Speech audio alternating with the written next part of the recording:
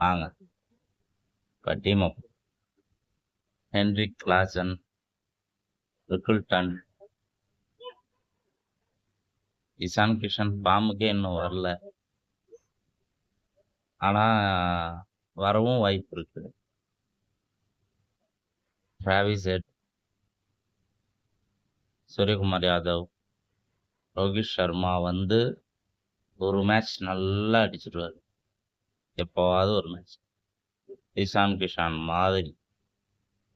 அவரை கூட நம்பலாம், இவரை நம்ப கூடாது. ஸோ இருக்கட்டும். திலக் வர்மா,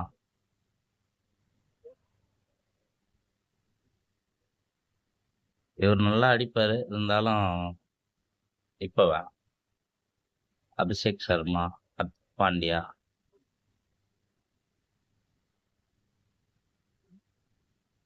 வில் ஜாக்ஸ் வந்து பேக் டு ஃபார்ம்.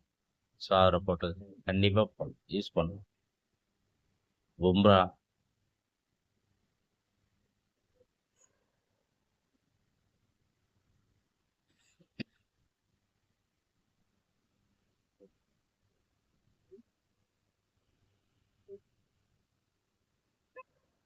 ரன்போர்ட்,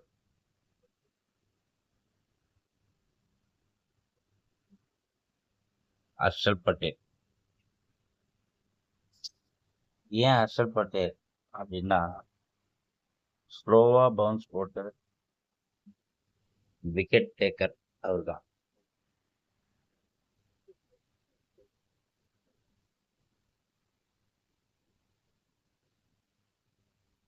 இவரு vice captain Hardik Pandya, captain Abhishek Sharma. அவ்வளவுதான் சகோதரர்களே. டெஃபினட்டா இந்த டீம் வந்து உள்ள போய் அடிக்க வாய்ப்பு ரொம்பவே அதிகம். இதுல பாத்தீங்கன்னா லைன் அப் வந்ததுக்கு அப்புறம் மேக்சிமம் மாற்றக்கூடிய ஒரே ஒரு ஆள் தான் மாற்றணும். அது வந்து மும்பை இந்தியன்ஸ்ல மாத்துற மாதிரி. ஓப்பனிங் வந்து மும்பை இந்தியன்ஸ் ஆடுறாங்க அப்படின்னா நீங்க வில் ஜாக்ஸை தூக்கிட்டு இவங்க எஸ்ஆர்எஸ்ல ஒரு பவுலரை ஆட் பண்ணிக்கணும். முகமது ஷமி அந்த மாதிரி பெஸ்டான பவுலரை ஆட் பண்ணி வேற ஒன்றும். நன்றி சகோதரர்களே, எல்லாரும் பார்க்குறீங்க, சப்ஸ்கிரைப் பண்ணுங்க, லைக் பண்ணுங்க, கமெண்ட் பண்ணுங்க.